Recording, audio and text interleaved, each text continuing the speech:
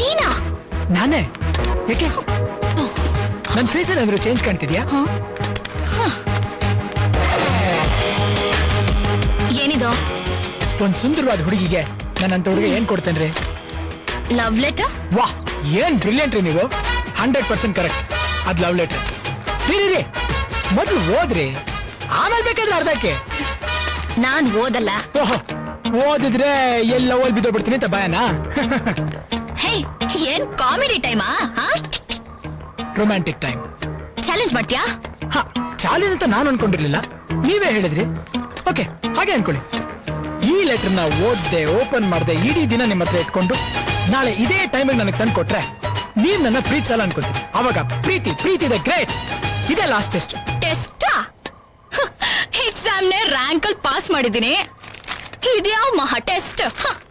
Love test. Okay, now the time is 10:30.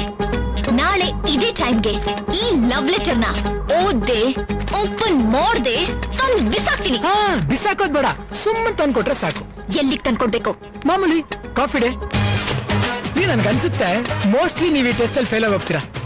ಯಾಕಂದ್ರೆ ಆ letter ಅಲ್ಲಿ ಬರೆದಿರೋ ಮ್ಯಾಟ್ರ್ ಇದೆಯಲ್ಲ, ಅದ್ ಯಾವ ಸಿನಿಮಾದಲ್ಲೂ ಯಾವ ಕಾದಂಬರಿಲೂ ಯಾವ್ದ್ರಲ್ಲೂ ಬಂದಿಲ್ಲ.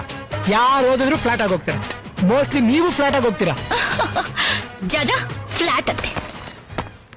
ಗುರುಜಿ, ಲವ್ ಲೆಟರ್ ಕೊಟ್ಟು ಬಿಟ್ರಿ, ಅವಳು ಈಸ್ಕೊಂಡು ಬಿಟ್ಲು. ನೆಕ್ಸ್ಟ್ ಎಪಿಸೋಡ್ ಏನ್ ಗುರುಜಿ? ಎಪಿಸೋಡ್ ನಾಳೆ 10:30ಗೆ. ಕಾಫಿ ಡೇಗ್ ಬಾ. ಅಲ್ಲಿವರೆಗೂ ಬರೀ ಅಡ್ವರ್ಟೈಸ್ಮೆಂಟಾ?